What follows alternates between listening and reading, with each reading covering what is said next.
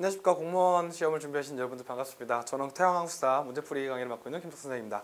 자, 오늘은 우리 꽤 이제 진도를 많이 나가고 있죠. 오늘 10강째인 걸로 알고 있는데 10강째입니다. 오늘 조선 파트를 드디어 들어가 보도록 하겠습니다. 조선 역사는 워낙 기록들이 많기 때문에 되게 디테일하고 자세한 것들이 많습니다. 그래서 공무원 시험에서 난이도 상짜리 문제를 만들기 너무 좋죠.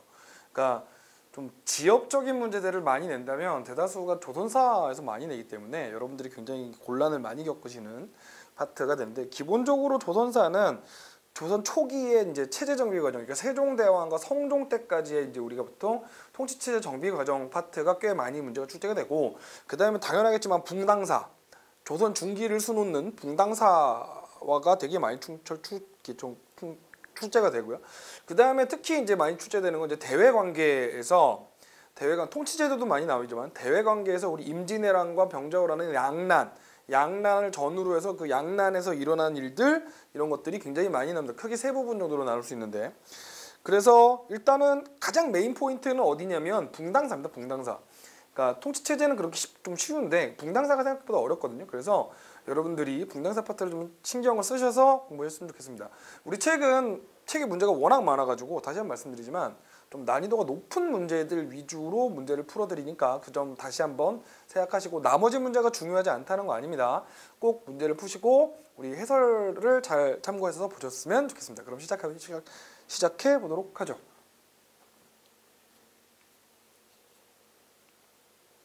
자, 조선사 첫 번째 초기 국왕의 업적입니다. 자, 고려말 조선 초의 인물 및 사실에 대한 설명으로 맞는 것 골라봐라, 이렇게 되는데, 자, 최영은 우왕의 장인으로 부계 집안 철원 최씨는 원간섭기 이래 새로이 성장한 신흥 가문이다. 여기서 보시면 원간섭기 이후에 새롭게 성장한 신흥 가문이라는 말은 우리가 보통 이 신흥 가문들을 뭉쳐서 뭐라 그러냐면 검은세족이라고 하죠. 검은세족. 그런데 최영래 집안이 철원 최씨 집안은 여러분 검은세족이 아니라 거의 12세기 13세기에 나타난 문벌 귀족 집안입니다. 문벌 귀족 집안이에요. 그러니까 기본적으로 여러분들 검은세족이 아니라는 사실을 좀 주의하셨으면 좋겠습니다. 이게 제 강의 카메라 옆에 이렇게 대형 화면이 안에, 그래서 제가 수업하는 걸 모니터하는 화면이 있는데 가끔가다 이렇게 하다 보면 눈이 옆으로 이렇게 살짝 가면은 제가 이렇게 약간 사파를 뜨고 있는, 화면을 보고 있는 거거든요. 제가 지금 사파를 뜨고 있는 것 같이 보이는데 사파는 아닙니다. 자, 두 번째 이성계는 동북면 출신이지만 선대부터 전라도 전주에 탄탄한 지역적 기반을 가졌다. 원래 이성계네 집안이 전주 이씨죠. 전주 이씨인데 전주 이씨라서 당연히 뭐 전주 지방에서 살았겠죠. 당연히 살았겠습니다만 탄탄한 지역 기반을 가졌다고 볼 수는 없어요. 왜냐하면 우리가 보통 그 태조 이성계의 4대조 할아버지, 원래 태조 이성계가 누구네 라인인 줄 아시죠? 우리 무신정권 때 무신정변을 일으켰던 이의방의 동생 갑자기 이렇게 까먹었다. 이란인가 하는 사람이 있습니다. 이의란인가 하는 사람인데 그 사람 후예입니다. 그 사람 후예. 자, 전주에서, 그러니까 그 무신의 난에서 최충원이나 이런 라인들 피해가지고 내려온 거죠. 낙향해갖고 전주에 뿌리를 내렸는데 4대조 할아버지는 이한사라는 사람일 때, 이 사람이 그 전주에 있는 전주 수령하고 전주의 수령과 좀 갈등을 빚었었나 봐요. 그래서 이 사람이 자기 집안 식구를 다 끌고 어디로 갔다? 네, 저기 동북면 영흥이로 동북면에 있는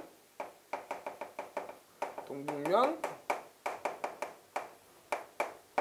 영흥이라는 곳으로 갔죠. 이렇게 된 겁니다. 그러니까 탄탄한 지역적 기반을 가졌다는 틀린 거고요. 일단 그리고 1번은 요게 잘못됐고, 고려말 과전법 실시를 통해서 검은세족들은 자신의 토지를 몰수당했으나 수조지는 대부분 인정을 받았다. 여러분, 과전법은 기본적으로 토지제도잖아요. 토지제도라고 우리가 부르는, 경제사에서 토지제도라고 부르는 제도들이 가장 메인은 뭐를 주는 게 아니라, 소유권을 주는 게 아니라 수조권을 주는 겁니다. 그러니까 기본적으로 과전법을 실시하면서 검은세족들이 뭐를 몰수당한 게 아닙니다. 소유지를 몰수당했다라는 표현은 좀 잘못된 거고, 정확하게는 소유지가 아니라 수조지를 몰수당한 거죠. 수조지를 몰수당했고, 예, 그 몰수당했다고 보셔야 됩니다. 그러니까 이 말도 틀린 말이죠. 그러니까 그 다음에 조선의 법궁은 경복궁으로 현대 5대 궁궐 중 가장 먼저 세워졌다. 네, 이게 맞습니다. 그러니까 5대 궁궐이 경복궁, 창덕궁, 경복궁, 창덕궁, 창경궁, 그다음에 경운궁이었네. 경운궁, 경희궁에 경운궁, 경희궁이거든요. 경복궁, 창덕궁, 창경궁, 경운궁, 경희궁 이 순서인데, 네, 가장 먼저 만들어진 궁궐입니다. 언제 만들어졌냐면 태조 때 1395년에 만들었습니다. 1395년에 만들어진 궁궐입니다. 가장 먼저 만들어진 궁궐 맞아요. 그래서 기본적으로 문제가 그래서 좀 난이도가 있는 문제였습니다. 자, 조선 태종은 의정부 소사제의 실시를 통해서 국왕 중심의 의정부 소사제는 일단 태종은 왕권 강화의 상징이죠. 그러니까 의정부 소사제라는 게 틀렸고, 뭐요? 국왕 중심의 국정 운영을 했으니까 뭐라고 하셔야 됩니다. 육조 직계제죠. 육조 직계제. 자, 기억하십시다. 육조 직계제. 그러니까 원래 육조 직계제 하면 나중에 나오는 임금이 이제 세조하고 태종이 육조 직계제를 언급을 하는데, 육조 직계제의 시작은 태종부터니까요. 그것도 좀 체크를 해주셨으면 좋겠습니다. 자, 다음 문제 가시죠. 밑줄진 갈등에 대한 설명으로 옳지 않은 겁니다. 이성계는 즉위 직후 명나라에 사신을 보내서 조선을 건국을 알리고 자선의 증위를 승인해 줄 것과 국호를 제정해 줄 것을 명에 요청했다. 자, 명으로부터 승인을 받아 국내 정치 상황을 안정시키며, 그러나 이후 조선은 명과 외교적 갈등을 맺었다. 여기서 핵심 포인트는 뭐냐면 자신의 즉위를 승인해 줄 것. 그러니까 원래 고려였잖아요. 고려가 조선으로 바뀐 거니까 역성혁명을 승인해 줄 거하고 국호를 제정해 줄 거를 요청을 했습니다. 우리가 이렇게 뭐라 그래야 되나? 즉위를 승인해 주는 거를 인정하다 할 때 인정하다 할 때 인자를 쓰고 몸신자를 써서 인신이라고 합니다. 인신. 그 다음에 국호를 제정해 주는 걸, 국호의 이름을 주는 거를 고명 이렇게 얘기합니다. 인신과 고명. 그러니까 태조 이성계는 애초에 멀쩡한 고려 왕조를 무너뜨리고 왕이 된 거죠. 그러다 보니까 정통성 면에서 굉장히 취약했거든요. 그렇기 때문에 굉장히 특히나 명나라 세력의 인정, 중국 세력의 인정들을 굉장히 많이 기대를 합니다. 그래서 그렇게 기대를 하는데, 문제는 이때 당시에 이 명나라의 황제가 조선 태조 때하고, 조선 태조 때 명나라의 황제가 명태조였다는 거죠. 명태조 누군지 아시죠? 명태조 주원장인데, 이 주원장이라는 사람이 굉장히 아주 스펙타클한 사람이죠. 어려서 굉장히 어렵게 자랐고, 중간에 진짜 호구지책을 하기 위해서 뭐 잠시 승려짓을 하기도 했고, 뭐 약간 도둑질 같이 홍건적으로 활동도 했고요. 이런 활동들을 하고 결국에 왕권을 잡아서 황제가 된 겁니다. 그러다 보니까 자신의 뭐라 그럴까요? 취약한 뒷배경. 그러니까 보통의 태조들은 굉장히 구름 같은 인물들을 모아가지고 뭐 천하쟁패를 논하고 황제가 됐는데, 자신은 도둑대들을 모아갖고 황제가 된 거랑 다를 바가 없거든요. 그렇기 때문에 이 주원장은 굉장히 의심이 많은 사람입니다. 그래서 자신을 흉보거나 자신에게 약간 비꼬는 것들을 하는 것들을 용서하지 않습니다. 철저한 독재를 실시했는데, 그 독재의 결과 나타난 사건 중에 하나가 바로 뭐냐면 문자의 옥이라는 겁니다. 문자의 옥. 이게 뭐냐면 예를 들면 우리나라도 그래요.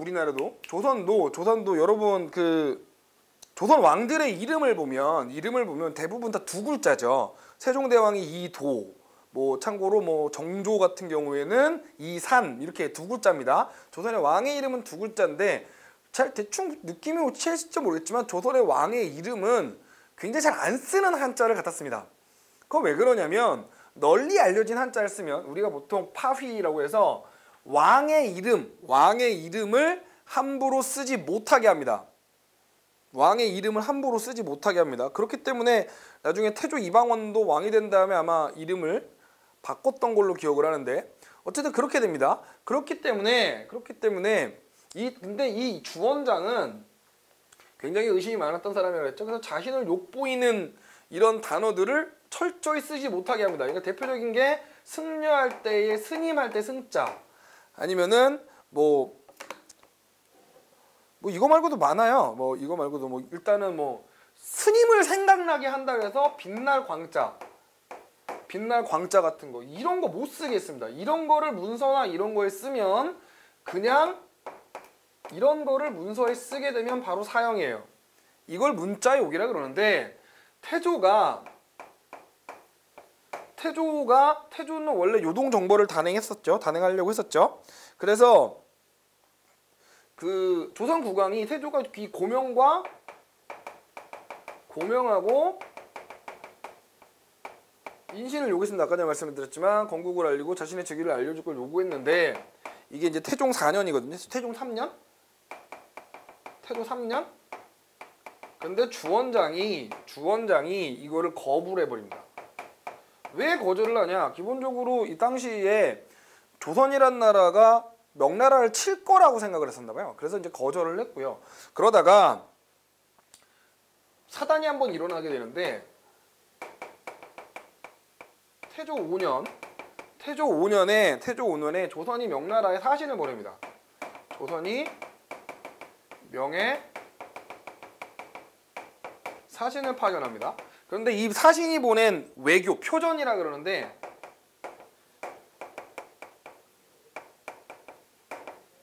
표전이라고 부르는 외교 문서에 명태조의 출신과 관련한 그러니까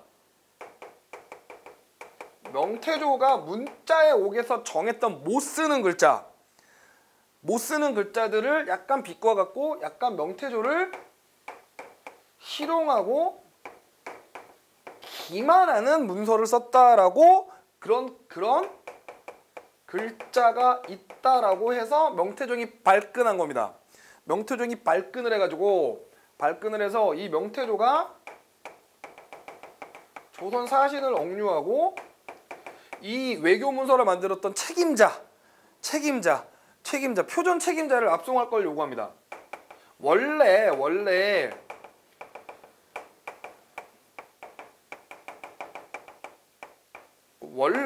명태조가 외교 문서가 이렇게까지 쉽진 않는데 아주 작정하고 특히 이 표전 책임자를 누구로 본 거예요? 네, 정도전이요. 정도전에 압송을 요구하죠. 그러니까 당연하겠지만 태조 이성계는 뭐라고 버팅기냐면 거부하는 게 아니라 거부하면 외교관계에 맺어서 고명하고 이런 걸 받으려고 그러는데 거부하면 안 되겠죠? 그러니까 어떻게 하냐면 태조는 이 표전 외교 문서를 정도전이 쓴 게 아니다. 정도전이 쓴 게 아니라 딴 사람이 쓴 거야. 딴 사람이 쓴 거니까 그 권근이라는 애가 썼고 뭐 누가 썼으니까 정도전을 보내는 걸 거부합니다. 당연히 여기에서 살짝 열이 받으신 우리 정도전 오빠가 뭘 준비하기 시작하는 거예요? 네. 요동정벌 계획을 추진하죠. 그리고 이 요동정벌 계획은 태조의 지지에서 추진하게 되는데 문제는 그 과정에서 이제 여기서부터 이방원하고의 거리가 멀어지기 시작을 하는 겁니다. 물론 여기서부터 꼭은 아니지만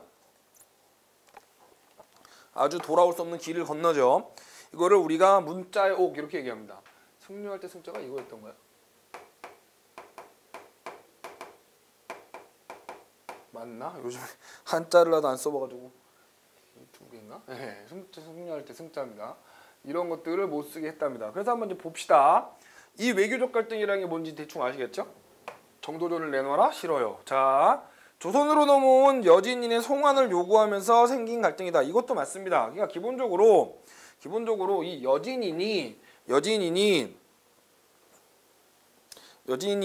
그 우리 네, 그러니까 왜 여진인의 송환을 거부한 이거를 왜냐면 이 여진하고 조선이 연합을 해갖고 명나라를 공격할 거다라는 생각을 했거든요. 그다음에 조선이 보낸 외교 문서에 무례한 표현이 있다는 명예 주장에 따른 갈등. 방금 전에 말씀드렸지만 여기 표전 문제가 있었죠. 표전 문제가. 그다음에 이성계가 이이님의 아들이라는 중국 측 기록. 네, 이거는 진짜로 잘못된 기록이죠.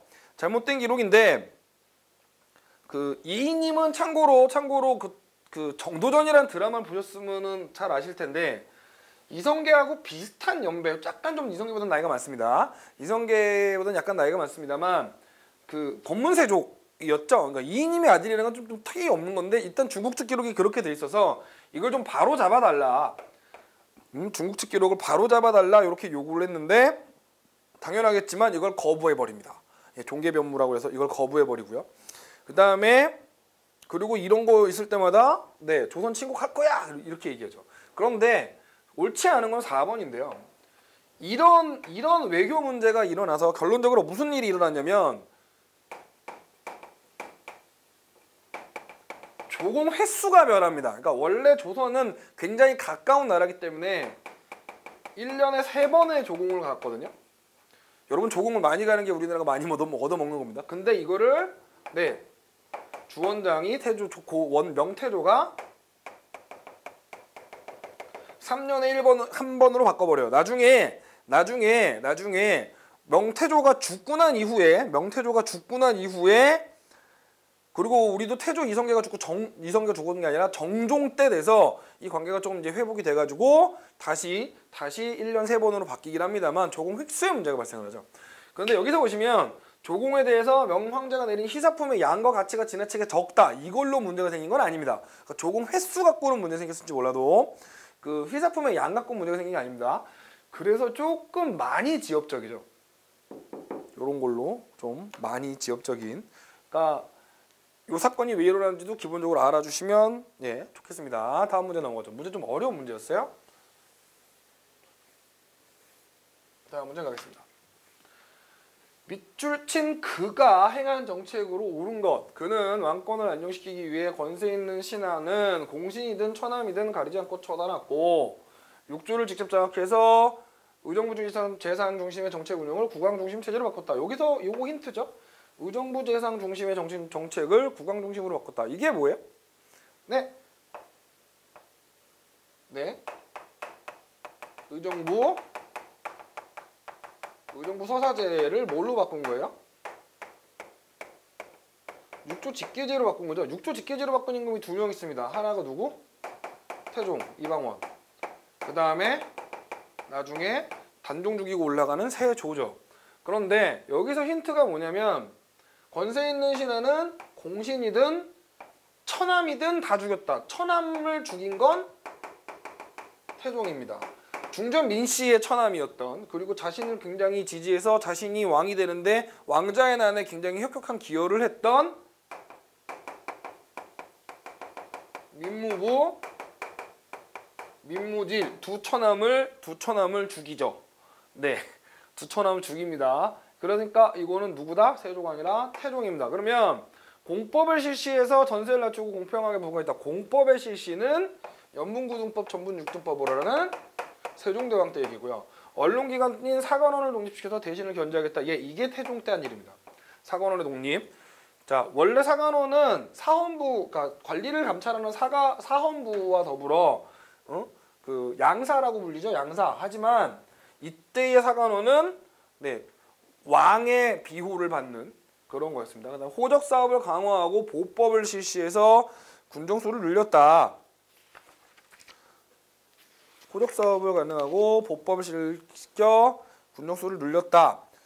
요거는 호적 사업을 강화하고 보법을 늘려서 군정수를 늘렸다는 세조 때 일어나는 일입니다. 세조.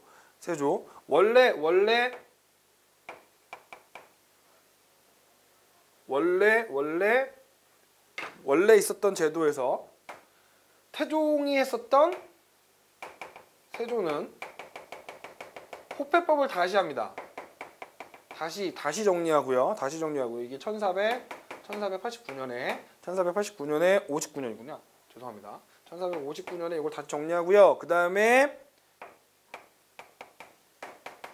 그 전까지 삼정일보였는데 이정일보에 복법을 실시합니다. 관행화됐던 건 복법을 실시해서 1461년에 복법을 실시해서 군용소를 늘립니다. 이건 세조입니다. 그 다음에 경국대전의 편찬을 시작했다 그러면 누구고? 세조고, 완료했다 그러면 구대 성종입니다. 완료했다 그러면 구대 성종이니까 1485년에 완성합니다. 1485년에 경국대전을 반포한 걸 완료를 하니까요. 여기서 답이 되는 건 2번이죠. 다음 문제 가겠습니다. 8번이네요. 자, 이거는 세종대왕의 경우 같은데요. 자, 원나라의 수시력을 참고해서 역법을 만들겠다. 그래서 우리나라 최초로 한양을 기준으로 계산한 역법 뭐요? 칠정산입니다. 칠정산. 자, 그러니까 칠정산은 이 왕이 재위한 시기니까 누구요? 세종되겠고요. 당연히 지편전 얘기 나오면 맞겠죠. 문멸의 영편편과 편천산 병겠다. 그 다음에 공법을 제정할 때 조정의 신하와 지방의 신하들에게 물어서 지방 총무에게 총 18만 명의 의견을 물었다. 실제로 진짜 18만 명에 가까운 사람들을 물었대요. 그러니까 이 공법을 시행할 때까지 약 10년 정도의 시간이 걸리니까 불교 종파를 선교 양종으로 병합하고 사원이 가지고 있던 토지와 노비를 정비했다. 요거는 여러분들이 좀 많이 모르시는데, 자 봅시다. 기본적으로 세종 때 불교 정리를 많이 합니다. 일단은 굉장히 큰 절이었던 숭록사라는 절을 혁파해버립니다. 없애버려요. 그리고 불교의 종단이 되게 여러 가지가 있었는데 그거를 교종과 선종으로 딱 통합하도록 했고요. 그리고 교종에서 몇 개? 교종에서 18개의 사원, 선종에서 18개의 사원만 인정하고 나머지 싹 없애버립니다.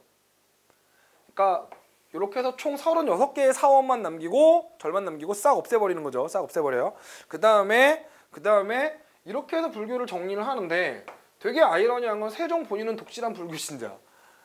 독실한 불교신자라서 나중에 중년 이후에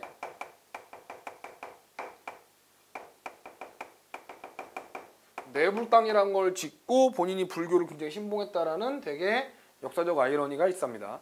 그러니까 통치자로서 숭유 억불이니까 유교를 강조하고 뭐 불교를 제어하는 정책을 했지만 개인적으로는 독실한 불교신자였다고요. 자, 오케이 넘어가겠습니다. 그러면 맨 마지막에 4번 봅시다. 육전상정소를 설치하고 조선왕조의 체계적인 법전인 경국대전을 편찬하기 시작했다. 이거 누구요? 이건 세조죠. 그러니까 답은 4번입니다. 어려운 문제는 아니에요. 2014년 국회직 구급 문제인데 어려운 문제는 아닙니다. 잘 기억해 주세요. 자, 넘어갑시다.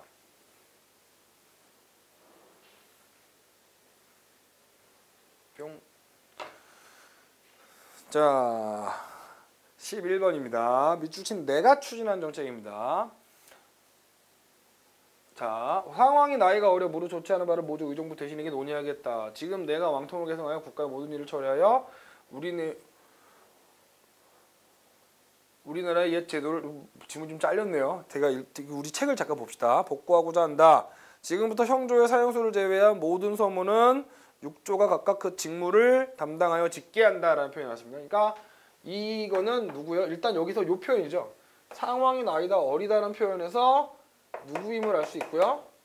단조임을 알 수 있고 육조가 짓게 한다라는 말이 나왔으니까 육조 직계제임을 알 수 있습니다. 그러니까 누구요? 세조죠. 세조. 자, 영정법을 실시하고 호패법을 시행해서 호구파하게 폈다. 기본적으로 영정법을 실시한 건 누굽니까? 인조죠. 인조 때 1635년에 병자호란 일으켰던 그 인조 맞습니다. 1결당 4에서 6두 정도로 받도록 이렇게 했던 거죠. 그 다음에 호패법은 여러분 인조가 아닌 것 같습니다만 호패법도 인조 때 다시 한번 재정비를 합니다. 재정비를 해요. 그 다음에 4군육진 개척하고 수시마선 정벌한 건 세종대왕 때죠. 4군육진은 김종서하고 최윤덕을 통해서 4군을 육진을 개척을 하고 스시마섬은 이종무를 통해서 스시마섬 정벌을 합니다. 그 다음에 홍문관을 설치하고 경국대전을 반포했다. 홍문관은 성종 때 설치됐고요. 경국대전 반포도 역시 성종 때니까 이건 성종입니다. 경연을 폐지하고 직전법시 이게 답이죠. 경연을 왜 폐지했을까요? 당연 본인이 계유정난으로 왕위에 올랐으니까 본인에게 가장 많이 개기는 신하들이 바로 집현전 학사들이었고 그 집현전 학사들이 대거 왕과 토론의 자리를 마련한 게 경연이었기 때문에 경연을 폐지하고 세조는 측신 정치를 펼치죠. 그 한명회라든가 이런 사람들 중심으로 정치를 펼치고요. 또 하나 그리고 이제 우리가 뭐라 그럴까요? 왕족들을 다시 등용하기 시작하죠. 역법산 칠정산을 강의하고 농사질서를 편찬한 것도 이거는 세종입니다. 세종 체크하십시다. 다음 넘어가겠습니다. 자, 다음 사건에 있었던 국왕대 역사적 사실로 옳지 않은 겁니다. 임꺽정 얘기가 나오네요. 임꺽정의 난, 임꺽정의 얘기가 나왔는데 임꺽정은요. 이거 뭐라고 해야 되나? 임꺽정의 난,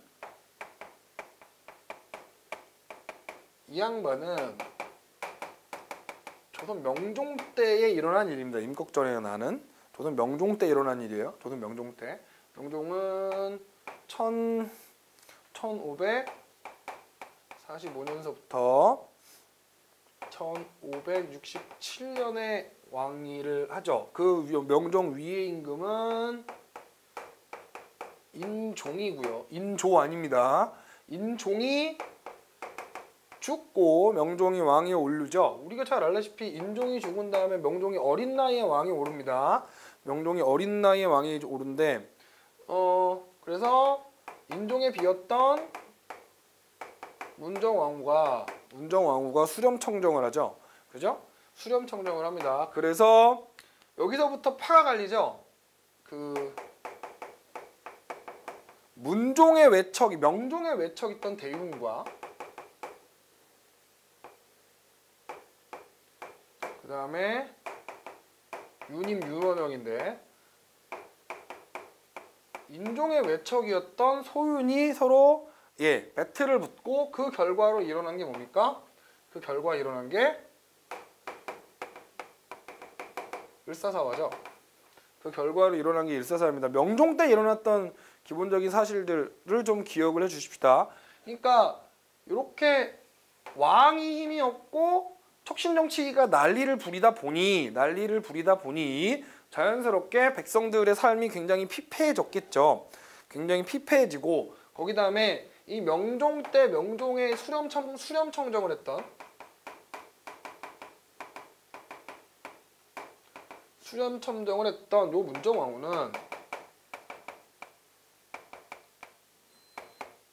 요 문정왕후는 기본적으로 굉장히 독실한 불교신자였답니다. 독실한 불교신자라 그 보우라는 승려가 건의를 해갖고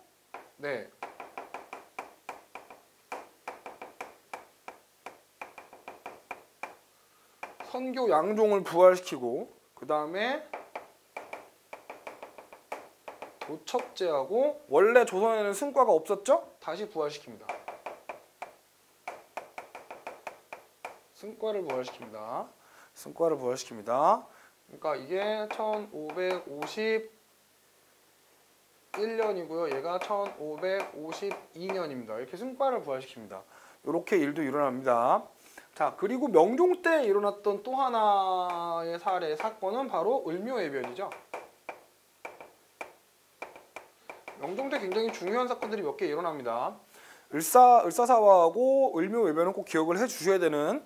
그래서 을묘해변이 1555년에 일어나는데 이것 때문에 뭐가 바뀌어요? 을묘해변서부터 비변사가 상설화되기 시작하죠. 이것도 체크해 주십시다. 그러니까 문정왕 후에 불교 송신으로 선교 양종이 다시 설치됐다. 아까 전에 말씀드렸죠. 그 다음에 세견선의 감소로 곤란을 겪던 외인들이 전라도를 침범했다. 뭐야? 을묘외변. 외병이 아니라 외변. 죄송합니다. 을묘외변이고요.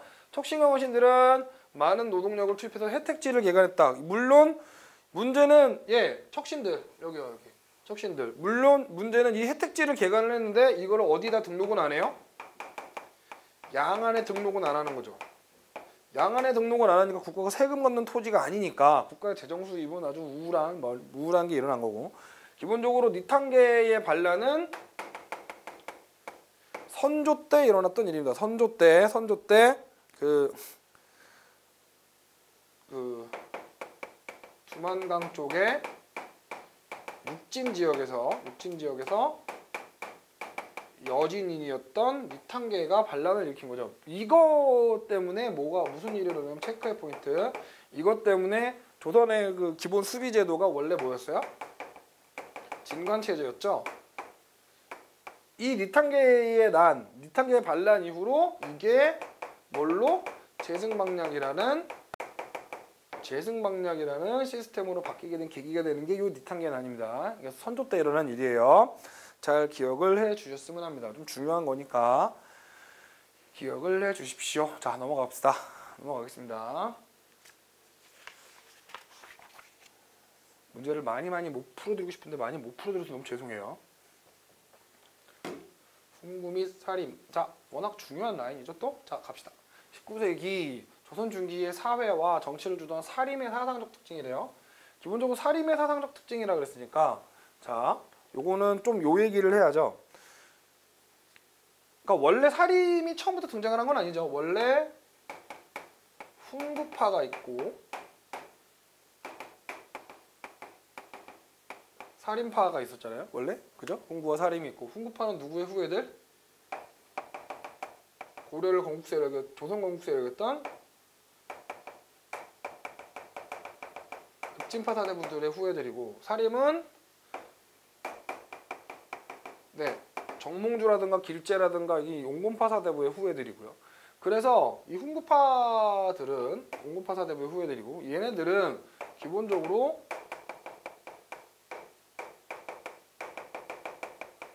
부국강병을 추구합니다. 얘는, 그리고 살인은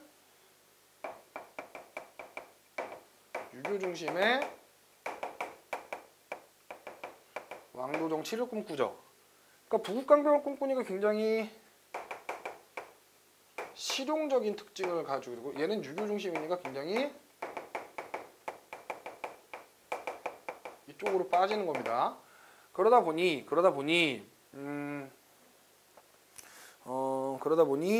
우리가 보통 얘를 훈구파라고 하기도 하고 관악파 이러기도 하기도 하죠. 자, 잠깐 봅시다. 문장을, 그래서 그 관악파는 거기 사장 중심이라고 우리가 보통 표현하는데, 시나 이런 것들 문학 작품을 쓰는 걸 되게 중시하고, 여기는 유교 경정 중심이니까 경합 중심 이렇게 표현을 합니다. 기억을 해주세요. 자, 이렇게 됩시다. 그러니까 문장을 중시해서 뛰어난 문학 작품이 많이 나왔다는 건 누구 특징? 관악파 특징이고요. 그 다음에 성리학에 대한 연구가 깊어져 조선 성리학이 수립됐다. 요거는 사림의 특징이죠. 특히 이황과 기대승의 논쟁은 엄청난 반향을 일으키는, 조선 사회를 뒤흔드는 논쟁입니다. 우리 고등학교 윤리책에는 기대승이 아니라 이로 나와 있는데, 사실은 이하고의 논쟁이라기보다는 기대승하고 논쟁이죠. 그다음에 역사서술에서 단군 조선을 앞세워 우리 민족의 자주성을 강조한 것도 관악파고요. 그다음에 부국강병책을 실시해서 일본의 침략에 대리하였다. 요것도 관악파죠. 워낙 고려 말에 외구의 침입이 많았기 때문에 그렇습니다. 참고로 이렇게 단군 조선을 앞세워서 우리 민족의 자주성을 강조했던 책이 대표적인 게 성종 때 서거정이 쓴 동국통감 같은 책이 대표적인 책이죠. 그 다음에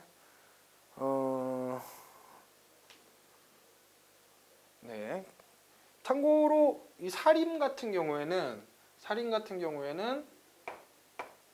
그러니까 얘는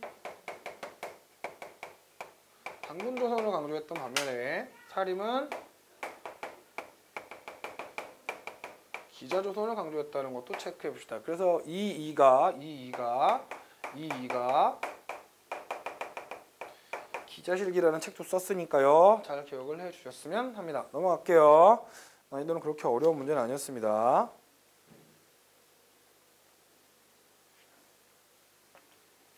자, 다음 중 옳은 거. 이거 글씨 잘 보이시나요? 화면으로는 잘 보이네요. 다행입니다. 자, 다음 중 옳은 거. 4대 사화에 대한 얘기네요. 4대 사화. 자, 무오사화, 갑자사화, 기묘사화, 을사사화 4개인데요. 기본적으로 무오사화는 뭐가 문제였느냐? 무오사화는 여기 있는 거 그대로 갑시다. 이 조의제문의 사초 문제가 무오사화였죠. 그죠? 그래서 가해자는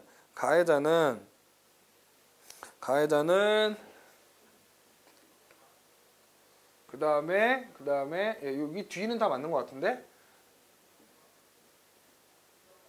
피해자 무오사는 조의제문 사초 때문이고요.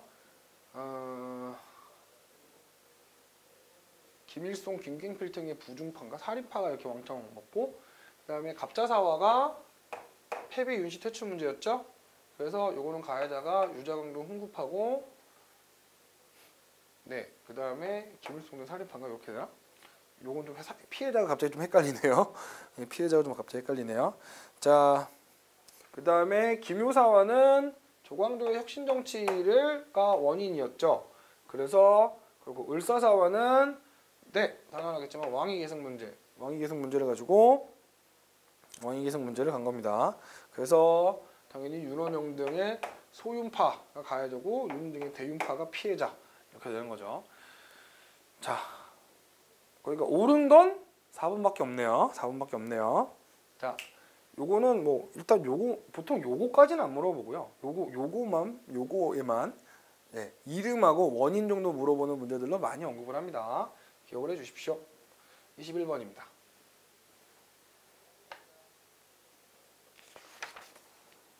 21번입니다. 다음에 지은이와 관련이 없는 거. 임금 사랑하기를 어부의 사랑하듯 하고 나라를 내 집안 근심하시지 했노라. 밝은 해가 이 땅에 비치고 있으니 내 붉은 충정을 밝혀 비추리라. 요 시는 조광조가 쓴 사약 먹기 전에 쓴 절명시입니다. 절명시. 조광조의 절명시. 조광조 하면 아시죠? 누구 때? 중종 때고요. 조광조의 키워드는 도학정치입니다. 도학정치. 유교의 왕도 사상을 정말 유교 원리주의자죠. 유교 원리주의자. 그래서 좀 사람 많이 피곤하게 했던. 그래서 관련 없는 거니까요. 일단 경연을 강화한 거 맞고요. 그 다음에 자신들의 의견을 공론이라 표명해서 급진적 개혁을 추구한 것도 맞습니다. 만약에 이 문제는 여러분 개인적으로 조선왕조 실톡인가요? 그 웹툰 있죠? 조선왕조 실톡. 그걸 한번 조자룡이란다. 죄송합니다. 조광조 편을 한번 읽어보시면 좀 확 와닿으실 겁니다. 조의제문으로 인해 사화를 당한 건 김종직이죠. 김종직. 무오사화 얘기죠. 이건 무오사화 얘기입니다. 그리고 도교 및 민간신앙을 배격해서 당연하겠지만 뭘 없앴어요? 소격서를 폐지하죠. 소격서를 중국 13년에 소격서를 폐지해버립니다. 자, 참고로 되게 재밌는 사실 중에 하나는 조광조의 호와 나중에 나오는 송시열의 호가 같습니다. 우암 송시열, 우암 조광조입니다. 그 정도도 기억을 해 보십시다. 오케이, 넘어가겠습니다. 붕당사네요.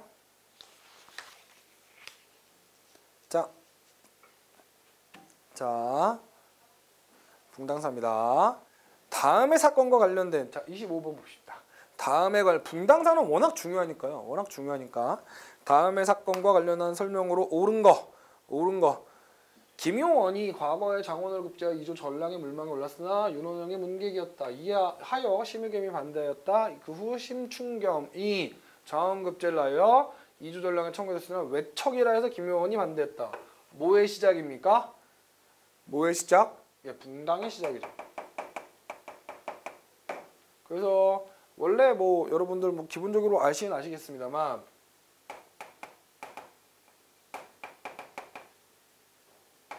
김효원 심의겸이죠. 심의겸은 참고로 외척입니다. 외척. 이게 이제 저기 네, 선조 때니까요. 선조 때 맞나? 갑자기 가린다. 자, 어쨌든 심의겸은 외척. 그래서 뭘 두고 싸워요? 2조 전랑자를 두고 싸웁니다. 심의겸은 김효원을 여긴 제 말대로 윤원영이 문객이었다 해서 반대하고, 심의겸의 동생이 올라가는데 외척이라고 해서 척신정씨 청산 이러면서 반대하는 거죠. 그래서 붕당이 일어나는 거 몇 년이면 1575년 되겠습니다. 1575년. 자, 옳은 겁니다. 외척들의 반발로 이 사건에 관련된 훈구 세력과 살인 세력이 제거됐다. 이거 뭐래니? 보통 외척들의 반발로 훈구와 살인이 제거됐다. 글쎄요. 이건 뭐라고 그런지 모르겠네요.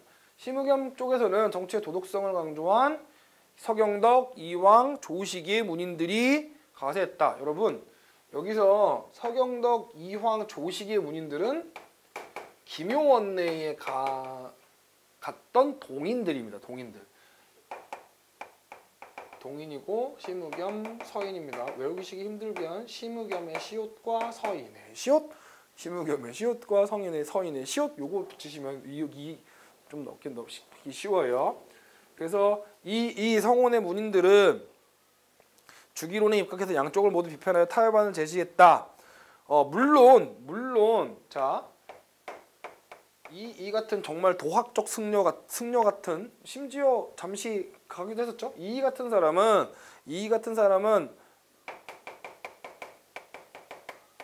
붕당조제론이라는 책을 써요.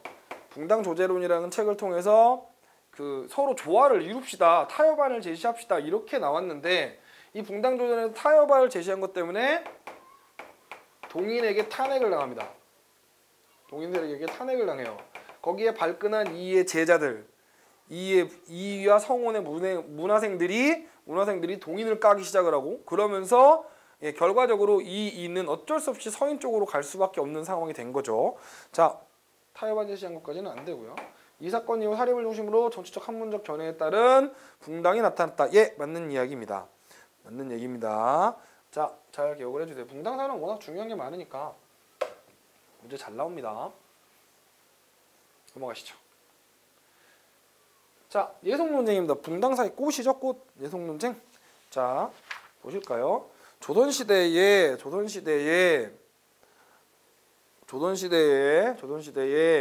예속논쟁을 다음과 같이 정리했다. 예속논쟁은 기억하기 쉽습니다. 1년짜리가 다 이겨요. 이것만 외우시면 돼요. 누가 다 이겨요? 1년짜리가 다 승리합니다. 1년짜리. 자, 기억하실 건 국조 올해를 베이스로 한 붕당은 남인들이고요. 남인들이고, 주자가리를 베이스로 하는 건 서인들입니다. 서인. 글씨가 잘 보이시나요? 남인이고 서인. 저는 잘 보이는데, 예, 화면으로는 잘 안 보이네요. 남인, 이건 서인 되겠습니다. 그러니까요, 아까 전에 말씀드렸지만 이는 서인 쪽이었죠. 그러니까 나의 붕당이 이의 항맥을 계승하는 거고, 그 다음에 노론과 서론으로 분파되는 것도 역시 나죠. 서인이 노론과 서론으로 분파되니까. 그 다음에 서인들은 인조를 독립한 인조반동을 주도했다. 네, 맞습니다. 광해군이 북인들하고 손잡고 갔죠. 자, 패모살제를 명분으로 광해군이 임목대비를 패비하고 영창대군을 죽였다라는 명목으로 갑니다. 그 다음에 정여림의 모반 사건을 계기로 분화됐다. 정여림의 모반 사건은 일단 효동의 묵상 기간이 이거 현종 때인데, 정여림의 모반 사건은 일단 선조 때 일어나는 일입니다. 선조 때 일어나는 일이고, 정여림의 모반 사건은 우리가 보통 영화로도 몇 번 나온 적이 있는데, 우리가 기축옥사라고 하고요. 이 정예리배 모반 기초국사에서 대활약하신 게 송강정철이죠. 동인임에도 불구하고 동인들을 다 잡아 죽입니다. 특히나 이 정예리배 모반 사건으로 호남 지역에 동인 세력들이 아주 그냥 올킬을 당해버립니다. 특히 이발 같은 경우에. 그런데 막판에 이렇게 정예리배 모반 사건이 일어나고 이후에 이 정철이 좀 많이 오버를 하거든요. 오버를 해요. 그러니까 정철이 많이 오버를 하는데 원래 동인이 남인하고 북인으로 갈라진 거는 여러분들이 잘 아시죠? 남인하고 북인으로 갈라진 거는 잘 아시죠? 그러니까 이 남인하고 북인으로 갈라지는 계기가 이 송강정철을 어떻게 처리할 거냐에 대한 문제였던 거예요. 그래서 송강정철에 대한 처리 문제로 남인들은 보통 온건파였고 북인은 좀 강경파였죠. 강경파였죠. 나중에 이 북인은 그대로 누구와? 광해군과 조인을 하게 되면서 광해군대 정권을 잡습니다만 소수파 정권이라 잘리게 되고요. 이것도 기억을 해주셨으면 합니다. 넘어갈게요. 그러니까 답은 3번 되겠네요. 자, 32번입니다. 조선 후기 붕당 정치와 관련해서 발생한 정치적 사건들, 이를 시대 순으로 가장 옳게 배열한 거. 일단 자, 여러분 경신한국하고 갑술한국은 누구 때예요? 17대 숙종 때고요. 얘는 현종 때죠. 그죠? 자, 무고의옥도 숙종 때입니다. 여러분 그거 아시나요? 장희빈 사건이죠. 자, 조금만 설명을 해드리면 원래 기해예송은 뭐 현종 때니까, 그러니까 기해예송은 원래 역대 왕 중에서 가장 대우 못 받은 왕 중에 하나가 효종이죠. 예? 효종이 장례식을 1659년에 효종이 죽는데 1659년에 효종이 죽게 되는데 효종의 장례 문제를 갖고 싸우게 된 게 기해예송이고요. 그 다음에 환국 얘기를 잠깐만 해보면 원래 이 기해예송이 있고 그 뒤에 이제 자 순서가 이렇게 되는 거죠.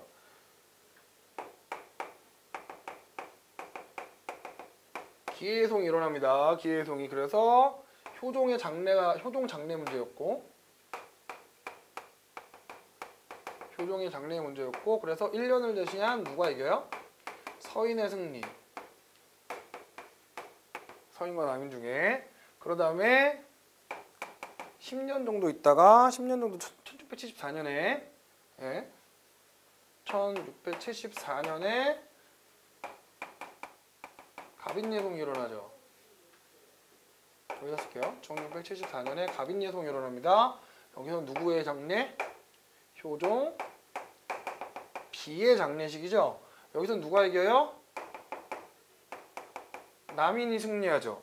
그러니까 이 상태로 그 다음 임금인 숙종으로 넘어간 겁니다. 숙종으로 넘어간 거예요. 숙종으로 넘어간 건데 경신왕국은 뭐냐면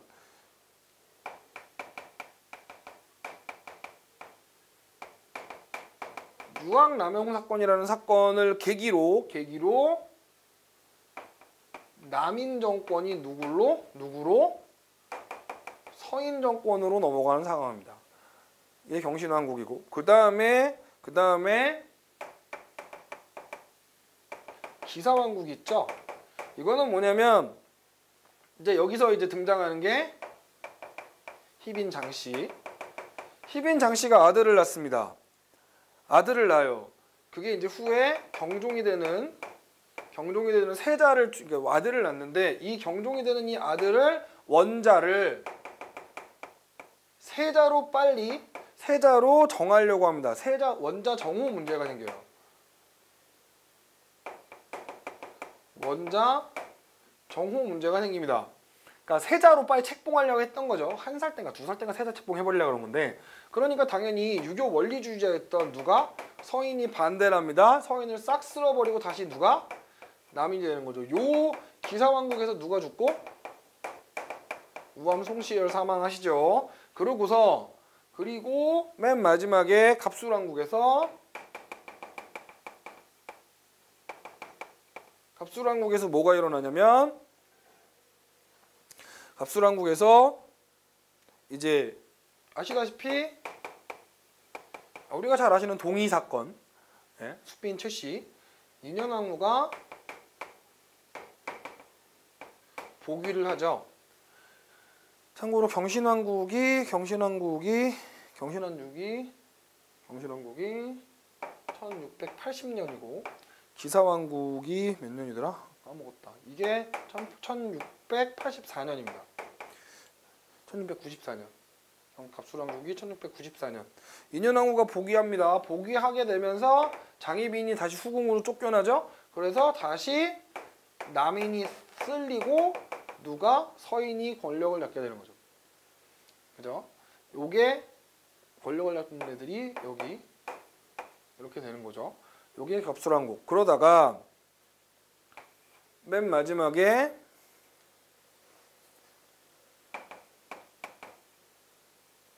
무고욕은 뭐냐면, 무고가 뭐예요? 무고. 거짓 신고하는 거죠. 무고욕. 이거는 누구냐면 우리 희빈 장씨. 희빈 장씨가 뭐한 사건이 일어나냐면 그 인현왕후를 저주하는 사건이 일어납니다.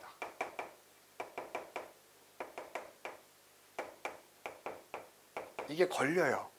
인현왕후를 저주했는데 이게 걸려서 그 기본적으로 인현왕후를 저주했던 일이 걸립니다. 그러면서 여기와 관련된 사람들을 숙종은 전부 다 싹 죽여라 라고 지시를 하는데 그 주로 이제 소론 대신들이 다 죽이지 말고, 왜 죽이지? 그러니까 인현왕후 장희빈을 죽이지 말자라고 주장하는데, 왜냐면 일단 왕이 될 경종의 엄마잖아요. 친모잖아요. 그러니까 연산군 사건 난다. 그러니까 죽이지 맙시다. 이렇게 된 거죠. 연산군이 그래서 그냥 뭐 합시다? 귀양을 보내거나 아니면은 그냥 파면합시다. 이렇게 되는 거죠. 그러니까 여기 이제 신하들이죠. 신하들. 근데 결과적으로 장희빈의 목에다가 사약 넣어서 죽여버리고요. 그 다음에 신임사화는, 사화라고 부르긴 좀 애매합니다만, 경종의 동생이었던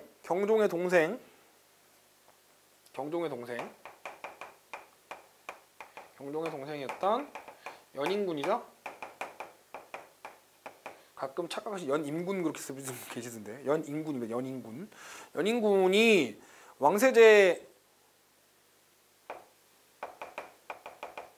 왕세제가 책봉이 됩니다. 자, 참고로 경종은 누구의 지지를 받았고요? 남인 세력의 지지를 받았죠. 왜요? 장희빈 아들이잖아요. 연인군은 누구의? 서인 세력들의 지지를 받습니다. 그러니까 당연히 주도권을 잡고 있는 건 누구였기 때문에? 서인 세력들이었기 때문에 거의 반강제로, 실제로. 그리고 경종이 그 자식도 없었고 그래서 반강제로 연인군을 세제로 앉히죠. 그리고 그 대리청정을 하는 문제에 있어서 노로는 연인군을 지지하고 소로는 경종을 지지하면서 이렇게 서로 비터지게 싸우게 되는데, 그래서 노론의 내 대신에 대한 옥사가 일어납니다. 그래서 김찬집이나 이건영이나 이임영이나 조태재 같은 이런 사람들에 대한 옥사가 일어나는데, 이거를 신임사화 이렇게 얘기합니다. 자, 뭐 이거 자세하게 알 필요가 없고 순서대로 얘기하면 기해송이 1번, 그 다음에 경신왕국 2번, 갑술왕국 3번, 무고욕 4번, 신임사화 4번 이렇게 되겠죠. 기억, 디귿, 미음 이 순서가 되네요. 네, 3번 되겠네요. 3번. 자, 체크합시다. 다음 문제입니다.